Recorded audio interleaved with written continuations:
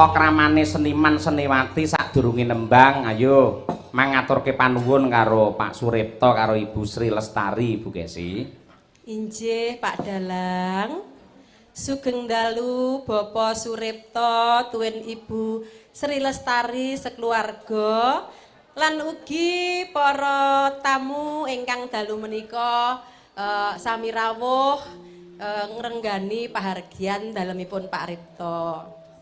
Nyuwun sewu Pak Ripto, kula minangka wakilipun bojo kula lan kru Madangkara nderek mangayu bagya ngaturaken wilujeng mahargya putra mbiwado siwi Pak Ripto.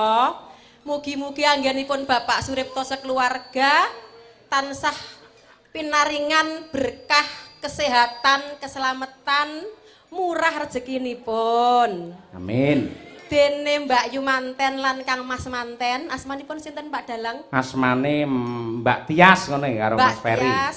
Mbak Tias lan Mas Ferry, mugi-mugi dadosa keluarga ingkang sakinah, mawaddah, warahmah. Amin. Lan mugi-mugi enggal pinaringana putra.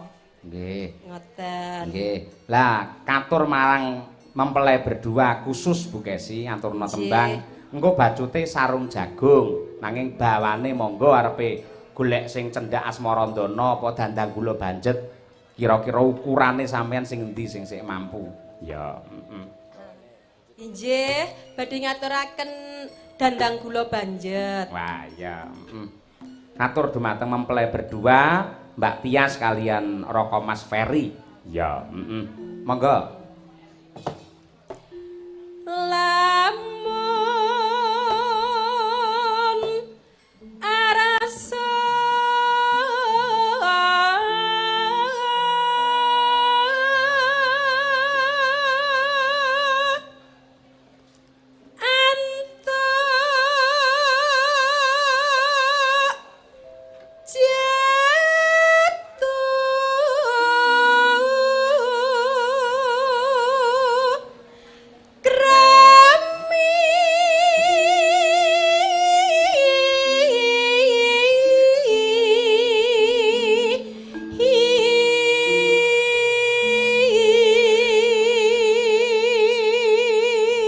Tembang iki ngemu pitutur luhur tumrape priya sing bakal milih calon bojo.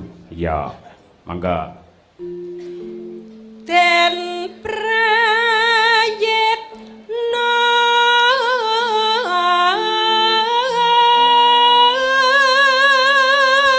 ing pamilih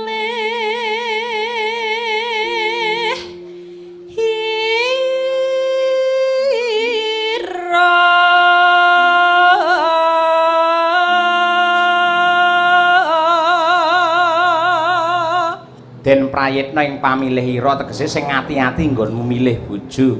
Ayo, terus. Aja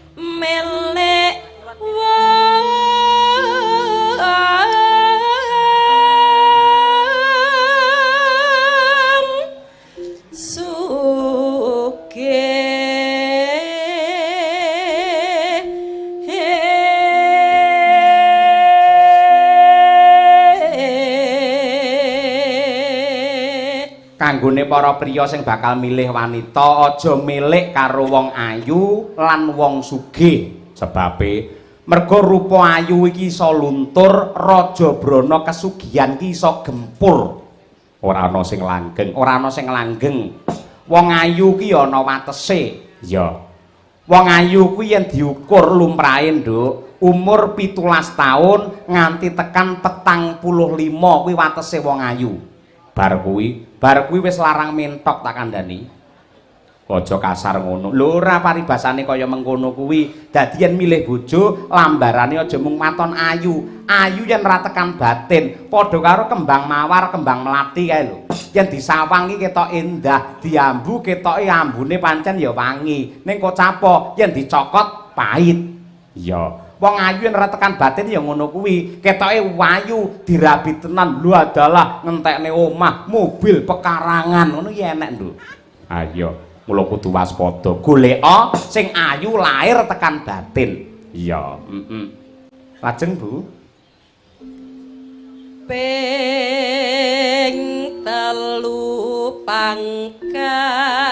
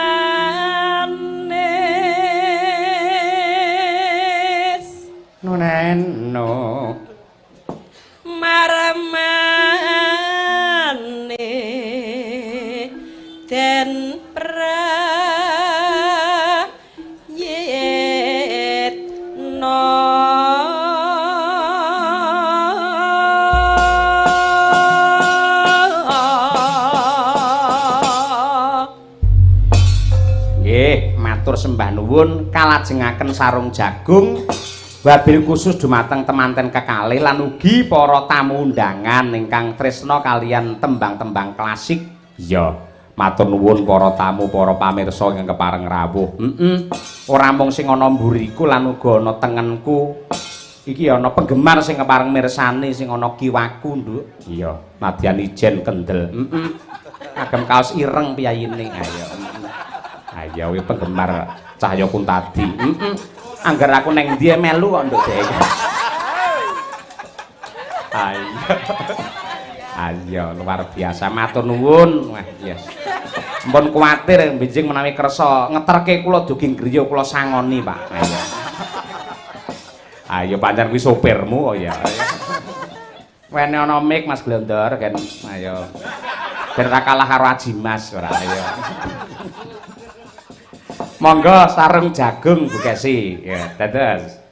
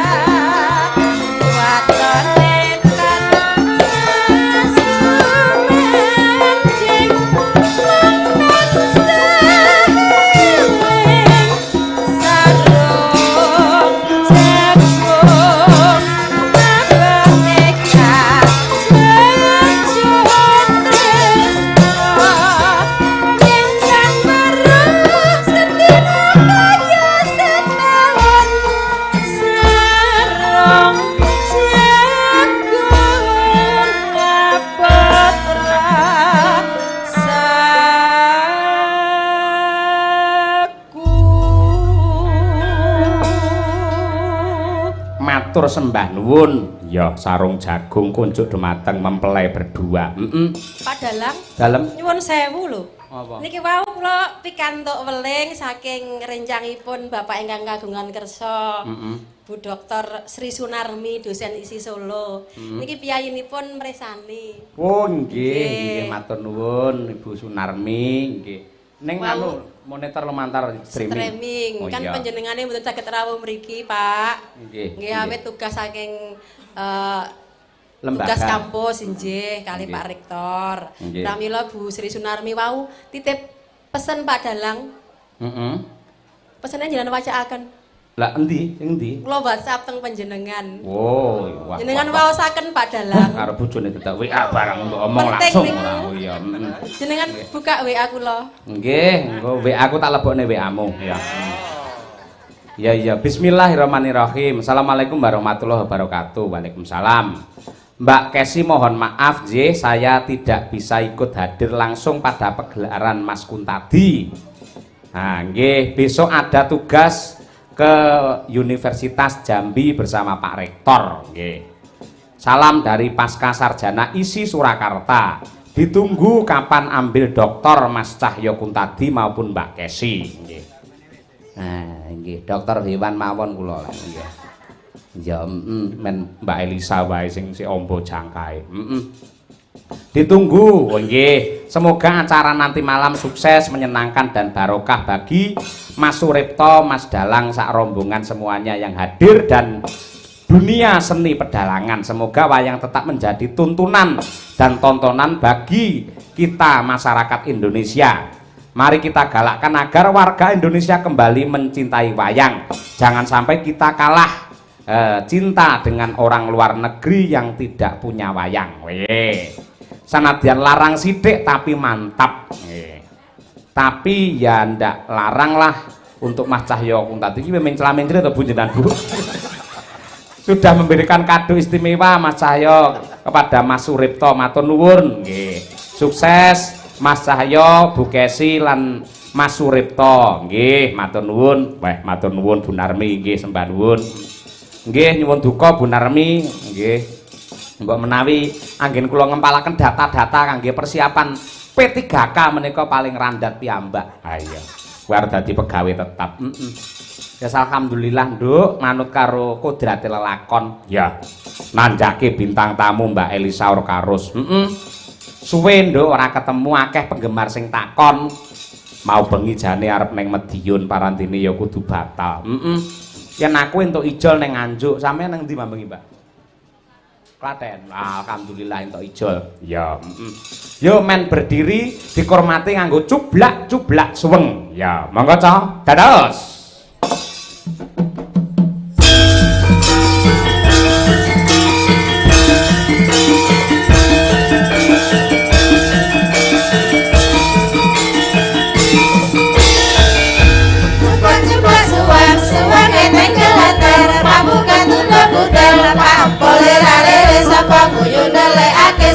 Sir pandele kapang sir pandele kapang.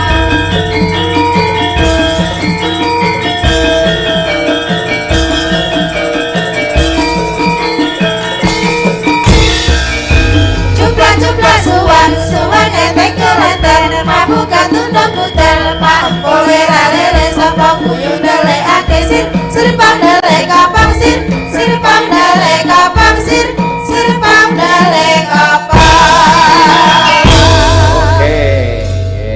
Sugeng dalu selamat malam wilujeng dalu Ki Cahyo Kuntadi. Iya Mbak, sugeng dalu. Macange Malimbo lan kula nyuwun pangapunten kagem panjenenganipun Bapak Suripto. Dikompleti Pak Suripto. Pak Suripto. Kamargir agiradi randat anggenipun kula sowan wonten mriki. Nanging kula tetep ajeng mendongakaken. Duh, mati aku. Mau ngapunten nggih randat Pacaya agak terlambat. Biasanya aku kasih dhewe wis biasane wis apa jenengane Wes ndelok lokasi sik, wes ngukur dalan barang ning iki mau malah telat dhewe. Malah telat? Yo. Nek pancen telat sesuk ndang diperesakne, Mbak. Lah, kok diperesane? Lah aja-aja isi engko. Ayo. Ora aku mergane telake putih. Apa? Mergane telake putih. Iya, kaya bebek ya teleke putih ora. Mergane lagi sakit, rada sakit, gak enak badan terus agak tadi memulihkan tubuh dulu biar malamnya semangat ngaten lho. Alhamdulillah. Seniman utawa seniwati yang profesional walaupun kondisinya sakit atau di rumah ada masalah yang beraneka ragam, namun ketika sudah tampil di panggung harus tetap profesional. Ya, terdasare nek udah kumpul sama teman-teman Madangkara kali Pak Cahyo niku pun remen sanget dadi lali lorone. Amin, ya ngono kuwi. Nggih derek dedonga nggih Pak Suripto kagem temanten kekalihipun mugi-mugi pinaringan sebet pinaringan putra. Mugi-mugi langgeng anggenipun bebrayan dugi keken-keken nenen-nenen langgeng salami laminyo. Iki jane omong apa to Sasa? Sing bener iki kaken-kaken ninen-ninen malah urung-urung kok jak nenen iki lho. Ora bocah. Kok piye to? Kalau kakek kan basa Jawa kakek. Kaken-kaken ninen-ninen. Kakek-kakek nenek yo nenen berarti ne. Iya pancen ngono. Mula sing jenenge basa Jawa iki ben ora ketok kasar utawa saru, sok-sok ki dienggokke sithik. Ini bener pancen kaken-kaken terus kaya kowe mau nenen-nenen. Nek gandeng nuwun sewu golek aluse nganti kaken-kaken ninen-ninen. Oh, diganti sekarang. Kudu ngono kuwi. Kaken ninen-ninen. Ya, ngono kuwi. Komen salami-laminyo, saged reruntungan dadadion Mimi Mintunu. Wah iya. Mimi Mintuno. Yes. Iya, Mimi Mintuno pancen ya aku ora maido Mbak Elisa sing jenenge basa Jawa ki angel. Angel tenan aku bola-bali ngapal iki kok berdenci ada yang berdenci tapi bukan tikus. Napa? Panggunge ta? Uduh. Ya iki panggunge.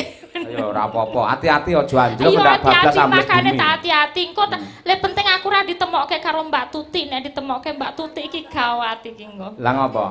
Hah? Ya krengket-krengket to. Alah kaya apa lan kepiye ning omah senine lho ya nek krengket-krengkete ngono kuwi ora. Ayo Pak ya. Ya mbok menawa Anda kan kandidat doktor, tegese ya seorang wanita yang karier yang hebat, mbok menawa ada pengalaman yang akan disampaikan kepada khususnya untuk mempelai berdua, mbok menawa Mbak. Ayo. Ya nek pengalaman angel wong aku durung ndek bojo. Loh, sing jenenge pengalaman ora kudu nglakoni, nuwun sewu, piyayi pengajian ngene wong nyewu kae ora kudu nglakoni mati. Oh iya bener ya.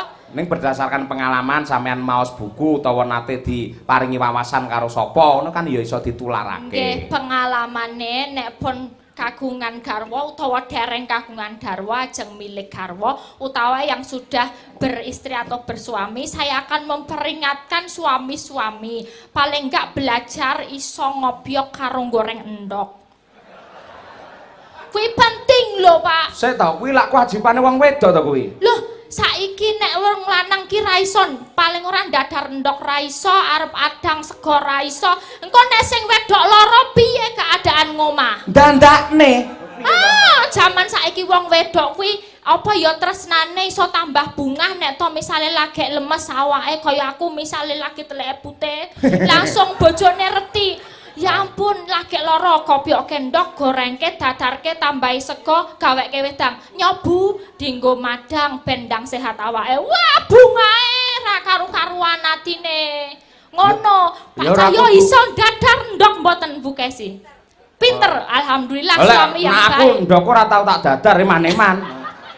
Ndok didadar. Terus diapakake? Hah? Diapakake? Mek dilingi-lingi tok ora. Ya pancen bener, di saat salah satu mbuh ki sing lanang apa sing wedok ki lagi gerah, ya. Pancen ya kudu ada kerja yang apa ki jenenge plus dari pihak yang masih sehat. Betul, bagaikan pesawat itu sayapnya dua atau burung itu sayapnya dua. Jadi kalau terbang harus bersama-sama dikepakkan. Nek sing siji sakit yo leren ngono lho. Itu harus apa ya kerjasama kedua baik itu kedua belah kedua manusia ataupun dua ikan yang nggawa keluarga to Pak sing wedok nggawa keluarga dhewe sing kakung yang nggawa keluarga dhewe. Lah dadi nek wong bebrayan ki ribet ora mung penyatuan dua keluarga ning papat. Yo insane yo keluargane lanang keluargane wedok kan dijadikan satu. Dadi nek misale ora disabar-sabarake lah piye le arep ke depan kan susah. Nah itu berarti harus menurunkan ego, bener Pak? Betul. Nek aku nyuwun pendapat karo sampeyan ya. Aku nyuwun pendapat karo sampeyan. Sok-sok kuwi lak ana piyayi kakung sing garwane luwih saka siji. Lah sebagai pandangan seorang wanita. Niku sinten napa dalang napa sinten? Ya ora bakal kabeh nekseni bojoku ya mbukesi tok, ora neko-neko. Mung siji bojoku siji bukesi. Yakin suwe rewer-rewer sampai besok. Iya bukesi siji A engko siji B nek Kawae. Pripun nek kalih pripun? Piyayi Wayuh ngono ya pamane yen pendapate jenengan piye? Nah aku ya mono. Nek aku ya pengennya siji untuk selamanya. Makane lek ku milih ra entuk-entuk tekan saiki.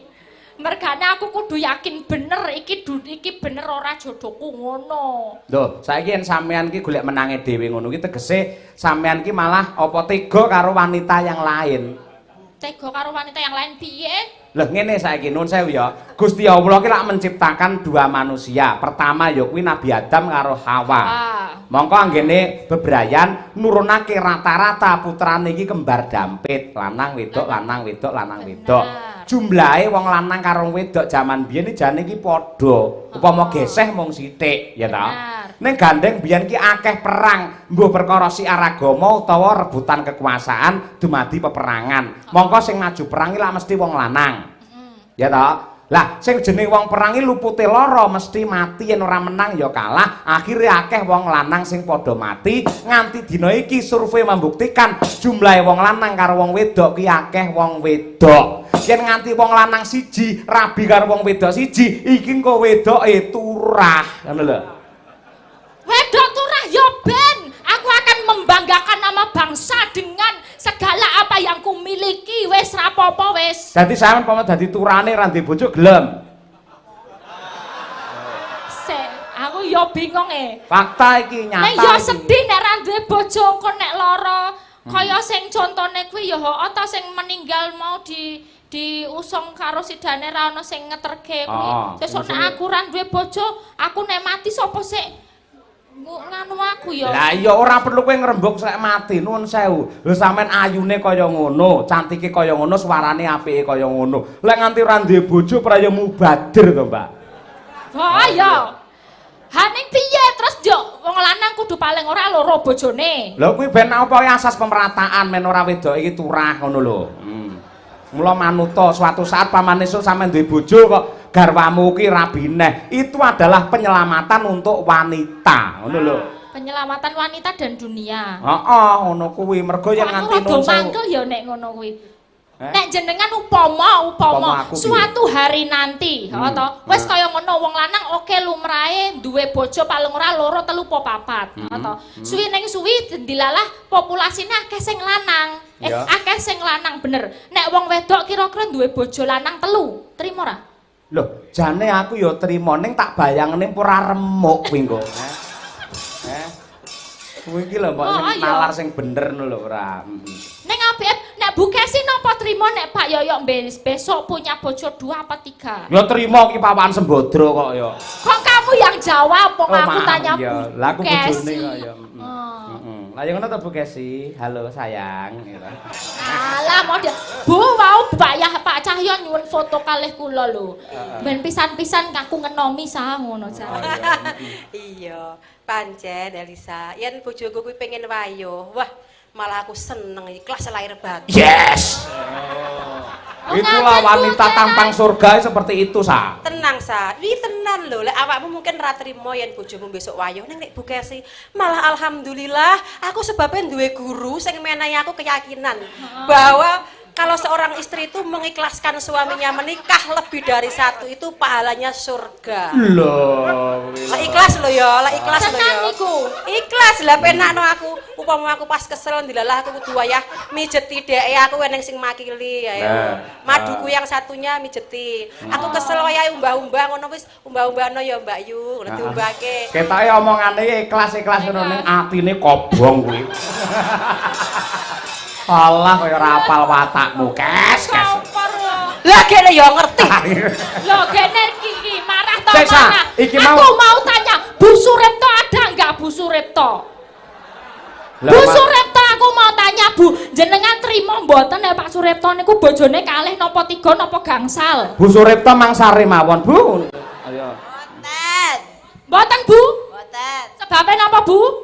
Lah, atine lan. Sakit hati. Sakit hati ra. Sakit hati ra. Kaya ngono kok. Loh, sik ngomong sampean sik ning kono men adil sing ditakoni aja Bu Suripto tok. Saiki takon Pak Suripto. Pak Suripto pundi? Ayo kowe Pak teko Suripto. dalan kowe, ora ayo. Pak Suripto ajeng garwa setunggal napa sedasa? Setunggal mau. Setunggal mawon to. Mergane Mergane pun sekap setunggal mawon. cekap setunggal to Pak. Nek putrane ajeng pinten punan? Putrane pun 3. Pon 3. Garwane mboten tambah melih nggih. Pak Suripto ora tambah garwa. Jenengan kok golek-golek. Pak Suripto ngendika ngono mergo nek Bu Suripto. Lah ana Bu Suripto iki ana Bu Kesyok tega-tegane arep nambah garwa. Ayo, iki malah sing debat iki janjane aku karo kowe dhewe to, Sa. Nyapa tekan Bu Kesi, Bu Suripto bareng kok katut-katutne lho. Kan aku mencari masa, berarti sing bener aku yo sakit hati sebagai wong wedok kok diduakan. Lah ngono ki ora perkara sakit hati, yen sampean ki kandha bantah karo aku ngono kuwi nganti nyangking tekan Bu Kesi. Lho sampean sesuk mulai ning Yogya aman. Lah lek nganti aku sesuk teko omah dikabruk bojoku. Lha ngono jenenge ngedu wong omah-omah. Lek nganti Bu Kesi purik nesu karo aku apa kowe gelem dadi wakile? Ayo. Ora. Lah iya ngono aja ngedu wong omah-omah. Ya ora. Paman satu aja lah seumur hidup. Amin. Kayak gitu ya. Amin. Nggih niki ajeng ngaturaken panglipur setunggal ragu rumiyin. Nggih. Nggih menika anggitanipun Ki Mantep Sudarsono. Wah. Angenteni. Angenteni. Wah iya, coba diaturake. Kuwi ya tembang bab katresnan. Ya, karya sang maestro Ki Haji Mantep Sudarsono. Buat Mbak sinten niku panggilannya Mbak Tias. Mbak Tias sama Mas Ferry. Mas Ferry. Ya, sak bawane, Mbak. Apa? Sak bawane nggih. Nggih, ya coba kaya apa. Manah yen ketaman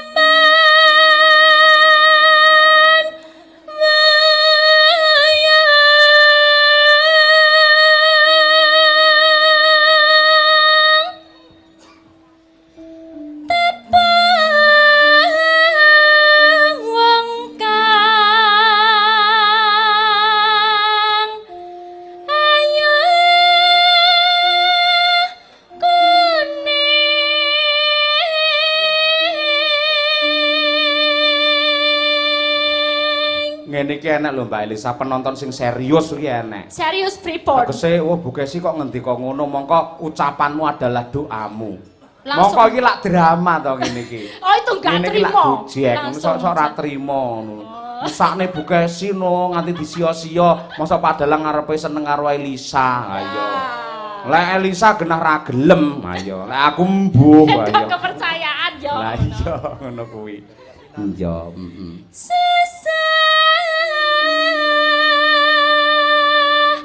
lamun den lalekno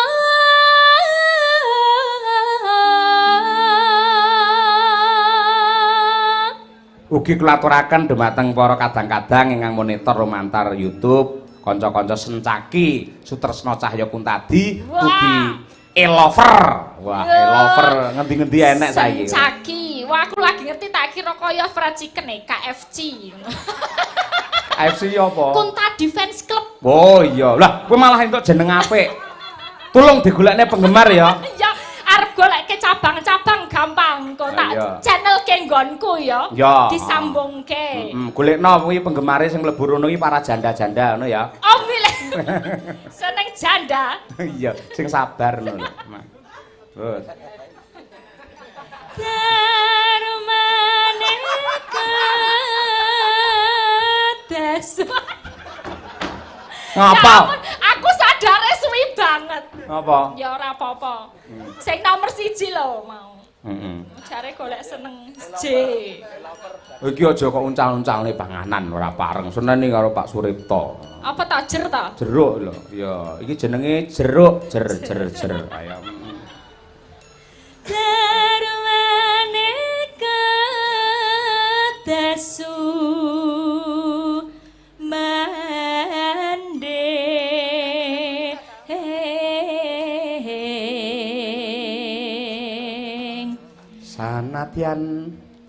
sanadyan hamong sedelo nambani sasameng ati.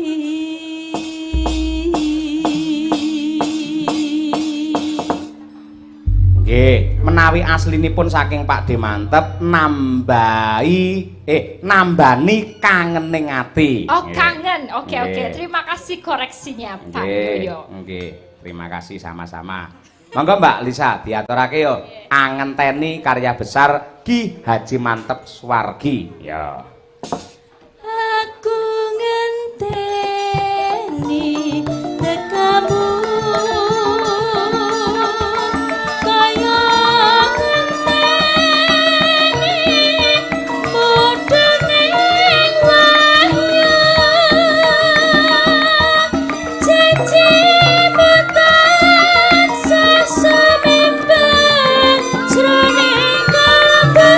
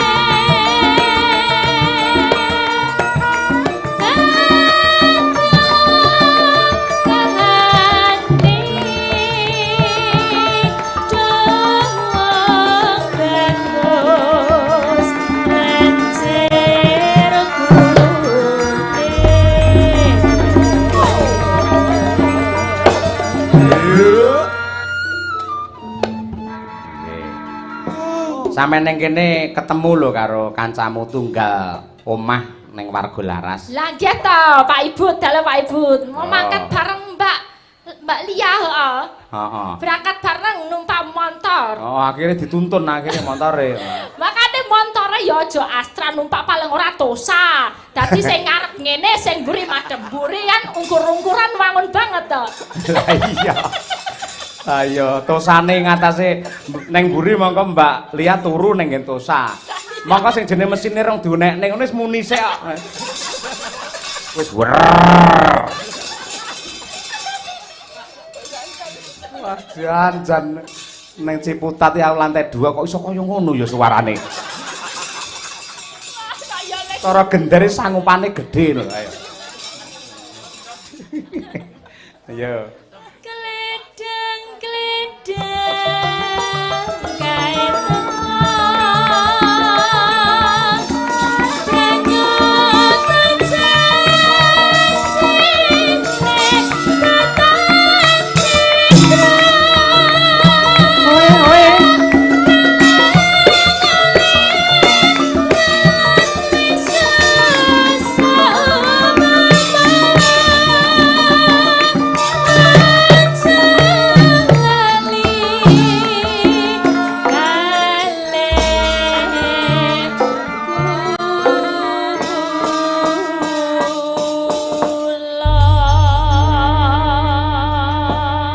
Nggih, karya Swargi Ki Mantep Sudarsono. Nggih, niki wae nggih wonten pamundutan Pak Yoyo. Nggih.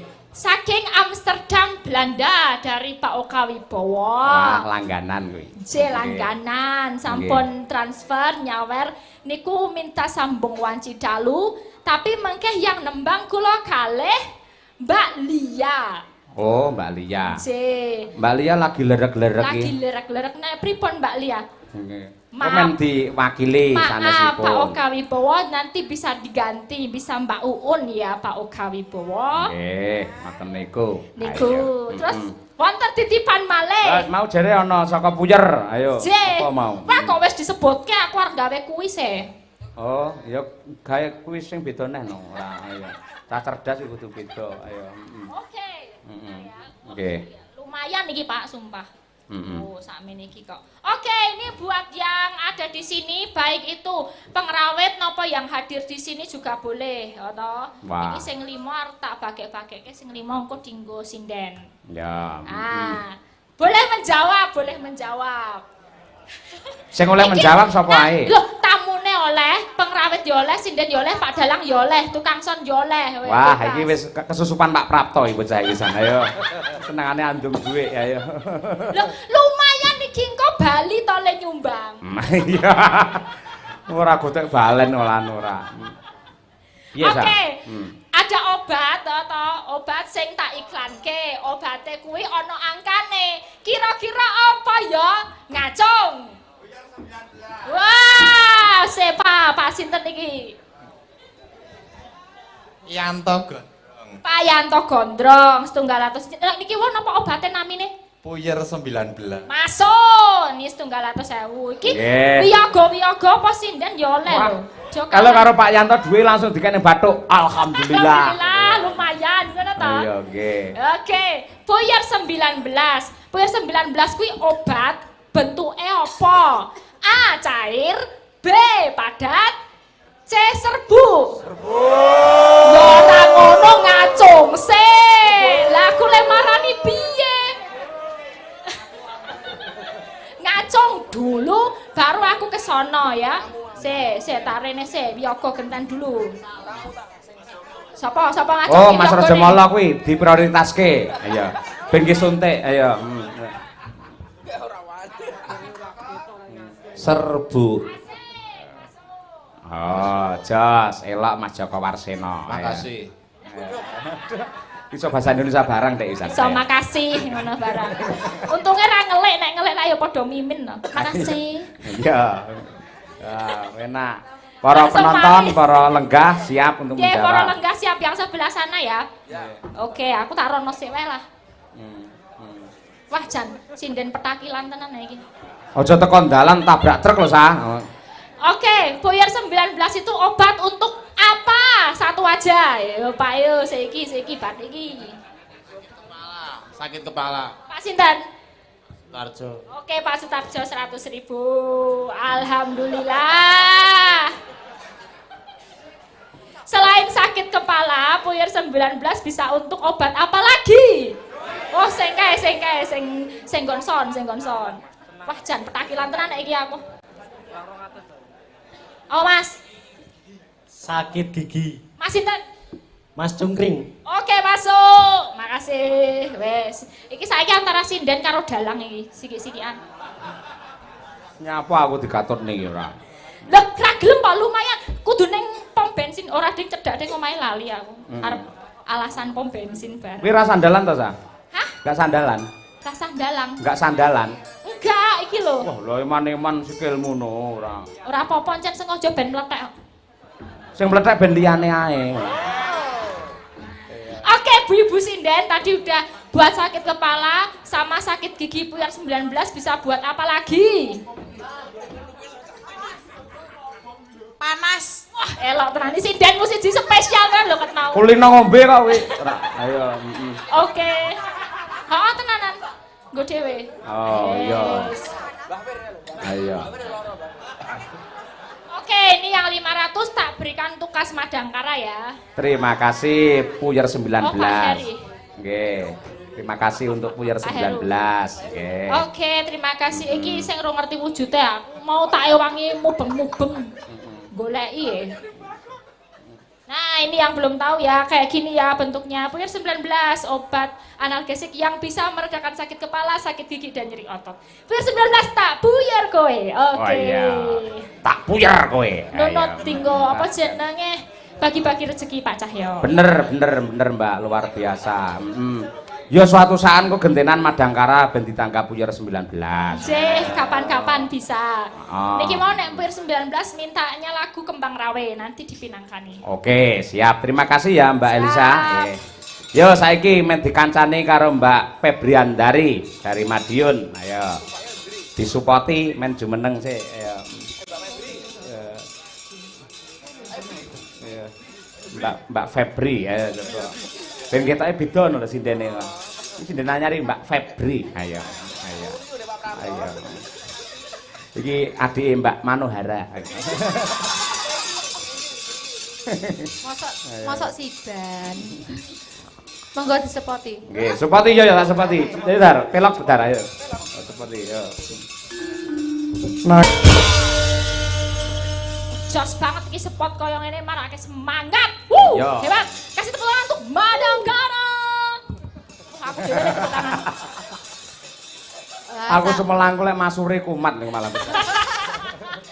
Ayo ora. Jeh. Kuwi wis dikancani karo Mbak Uun kuwi lho. Jeh, nakane buat Pak Oka Wibowo yang ada di Amsterdam. Nggih. Kita ganti Mbak Lia dengan Mbak Uun. Nggih. Iki cilikane Mbak Lia iki. Nom-nom Mas. Ampun Mbak Lia. Ampun suhu. Ampun suhu tubuh. Lah Mbak Lia kan boncengan sama Pak Ibut, kan Oh, iya, iya. boncengan terus apa? Yo bestiku iki. Kowe guyon lho Sul, kowe tenanan lek mau nampa ora. Besok kok enteni tenan Uun. Isu-isu jadi apa enggak sih ora? Jadi enggak sih? Kok di WA? Mbak jadi enggak sih? Ayo ngono kuwi. Nggih, pripun iki? Dibawani riyen. Nah, Dandang Gula. Karya Ki Haji Sukron Suwondo, Sambung Wanci Dalu. Engko mang disiki Mbak Uun. Ayo. Senadyan to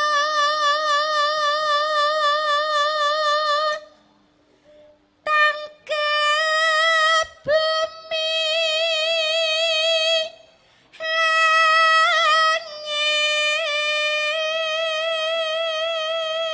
langit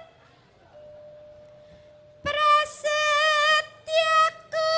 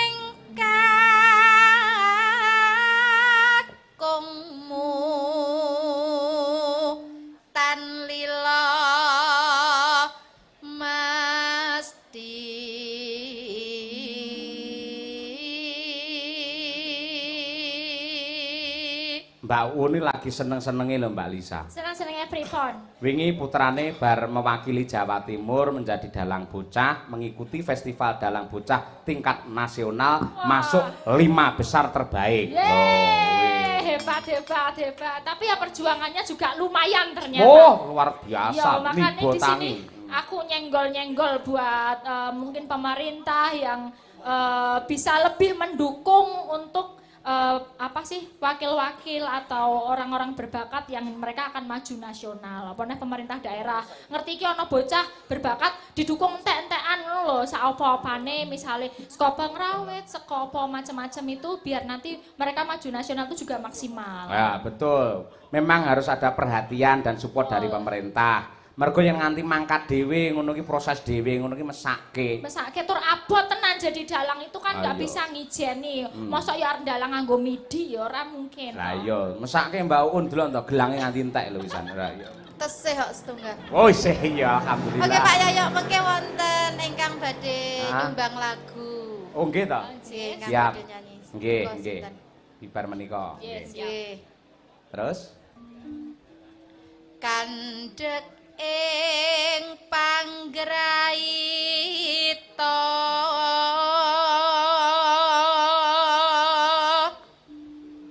angel nggonku mus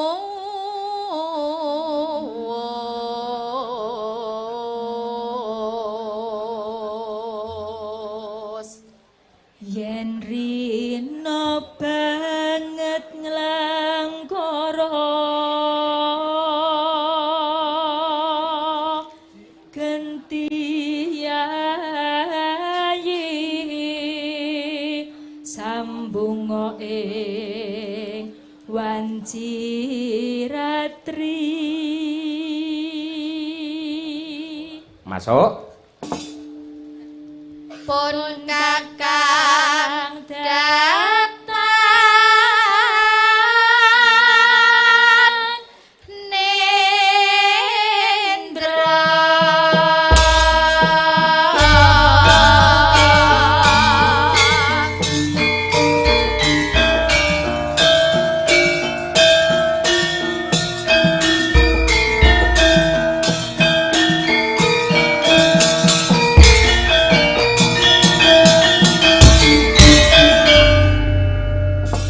sing gedhe pangapuramu kang mas pepujan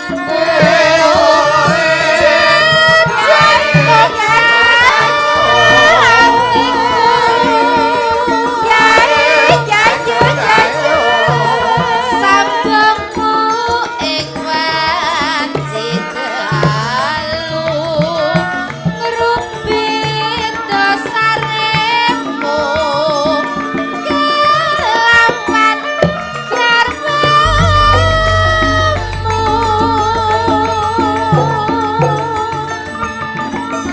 Mas ngamradite sene murih lestarine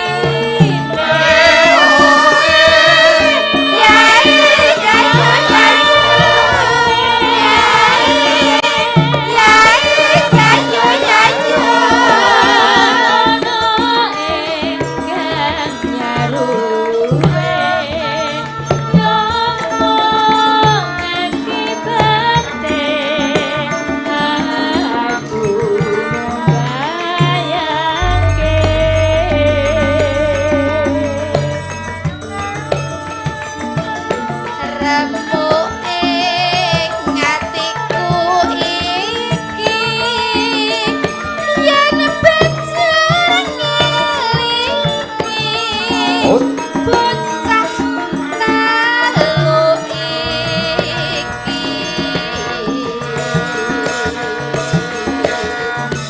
Popo tenan sido dadi cah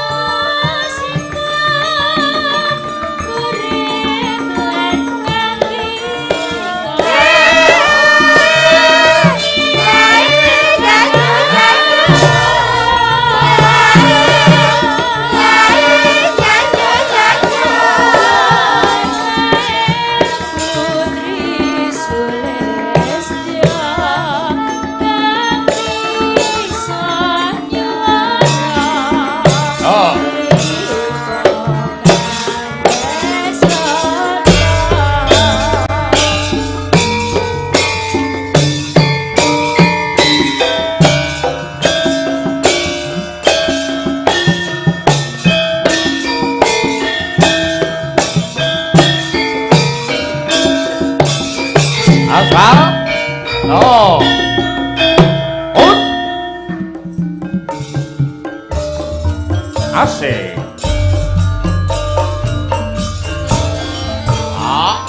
Sing gedhe banget kamas kekunjarku jajalong hatiku sambaku mengewan cintaku rupit kesalimu kelawan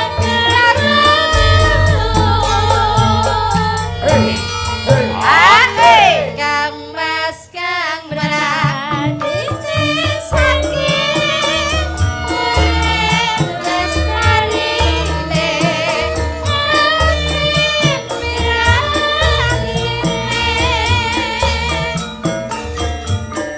kan ana ingkang nyarine nyapa akibrate aku mung layake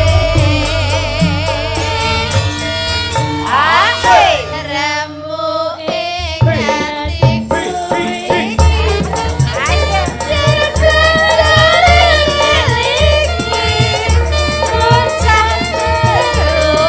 Ayo Un. aja ngono to.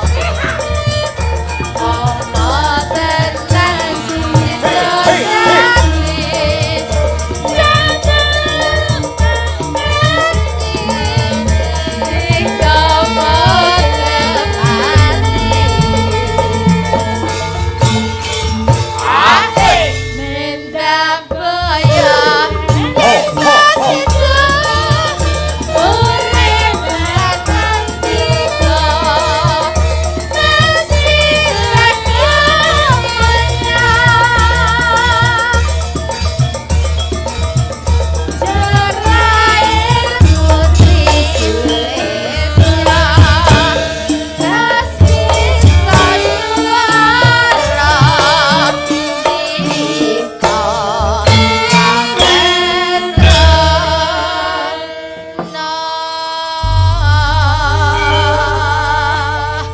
Terima kasih sing total kaya Mbak Elisa. Kok mboten saged ngoten niku, Pak. Goyangane wis India masa arep ngene-ngene kan yo ora Sing munyer-munyer lho, Mas. Lah India kan manut kendangane. Iya, iya. Dadi pama goyangmu kaya Mbak Elisa mesti sindu ndelok ning omah, Bu nyapa Bu, Bu lho Bu. Ki apa? Ayo. Nggih, mbok menawi mau wonten ajeng numbang lagu sinten nggih? Monggo Bapak ingkang Bapak badhe napa Ibu? kepareng dono Oh sewanten. nggih, monggo. Nggih, monggo mriki Pak. Nggih.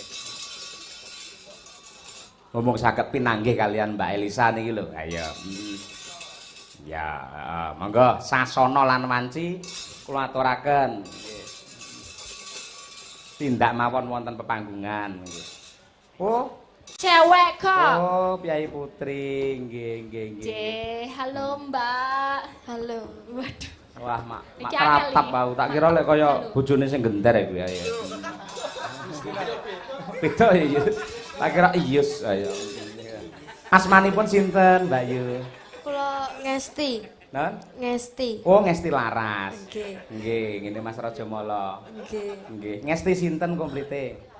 Ngestiana. Ngestiana. Nggih. Nggih, tasih sekolah. Tasih Kelas pinten? kelas 3 SMKI. Wah, SMKI. Nggih. Wah, jurusan apa? Jogja Solo. Karawitan. Oh, Hah? Nggih. Karawitan. Nggih. Weh, lah berarti seangkatan kali Najwa bareng nika. Nggih nika sak kelas. Sak kelas. Nggih. Syukur. Badhe nglajengna teng isi mboten, Jing? Dereng ngertos. Dereng ngertos. Dereng. Ya kudu dibacotne yen pancen anu ambyur terus ngoten lho, Mbak. Tenggene seni, dadi bar SMKI terus engko terus kuliah teng isi Surakarta, napa Ngayogyakarta, monggo. Kok ngongkon-ngongkon arep bayari apa piye? Lah aku Ayo kok golek ngarah. dono sik. Ya ngarahke to Oh, ngono iya. kuwi kan ambil jalur yang apa prestasi bisa. Oh iya iya bener-bener. Tanpa biaya ngono. Mangke yen kuliah teng isi ngekos tenggene Bu Kesi. Wis marangkung nggih. Nggih. Nggih, sampean mboten perlu bayar. Ning syaraté nggih niku kudu nyinden melu tanggapan terus. Ayo, piye? Ayo. Badhe nembang napa Mbak Ngesti? Nyidro asmara nggih. Waduh, sampean sik semono wis nyidro asmara. Oh ya. Ya ora apa-apa tembang. Nyidro asmara ingkang anu kula tampar. Nggih. Wo, karyane sinten niku? Mbah Haji Sukron Suwanda. Wah, nggih, cocok nggih. Daleme nggih mriki, Cilengan mriki. Kula munggur. Munggur. Nggih. Nggih daerahe Pak Kangko menika pasare Pak Kangko nggih munggur ya. Nggih.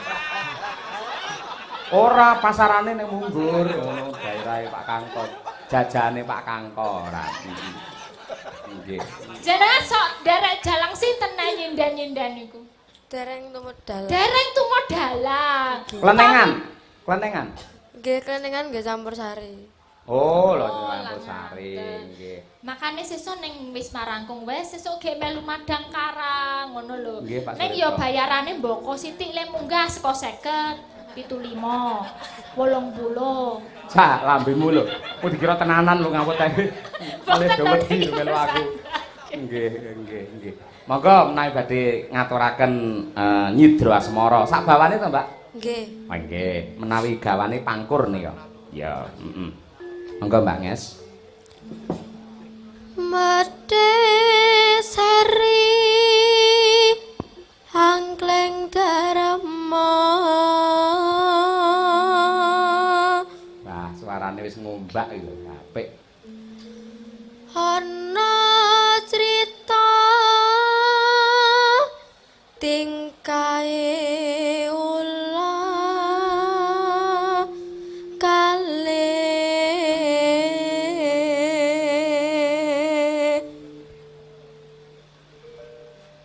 ingkang samya cemerayu Dereng maem to. nembe watuk niki Pak. Oh, sami niki watuk sedanten mboten napa-napa. Samene panggung ki kabeh ana sing rawato ya. Iya. Elok. Ning watuk kaya apa, ning mangan panggah terus ae. Mun. Lotes barang. Jenenge ulah tampar. Mambengi gegerne panggung ora. Kene lagi adegan serius Mbak Lia iso ndoke diglundungi to iso. Ayo. Doke diglundongne. Glundungne nganti nibani sirahe penonton ora. Ngono jaluk Bali ya dipangan ya antar kowe. Gumun aku. Senengane ndok kok. Gumun bareng do kesel polahe aneh-aneh ora ayo. Batu tindok apa sing enak? Kowe bocah lek pikirane negatif mesti arahe rono terus kaya kelingan kuwi lho ora. Iya. Yo, ayo ndok. Anu, ayo Nges. Ayo. Wani gojak karawane sang maha wiku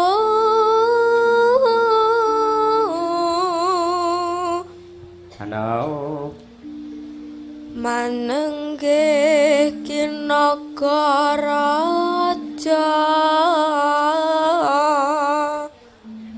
Nano neno. sasile nyinaka kini Duduk.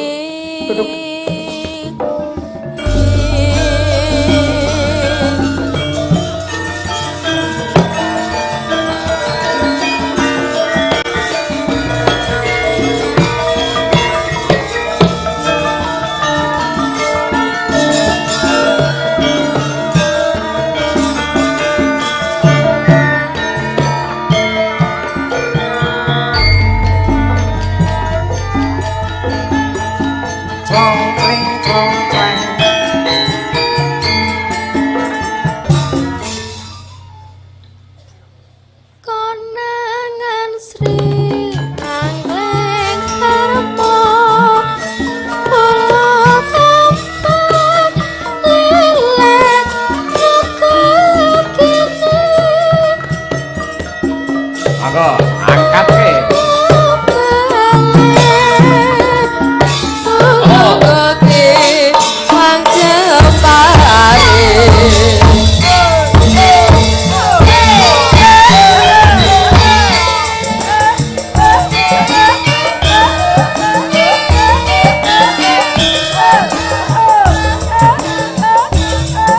Pur bareng sinden Madangkara Mbak Kesti.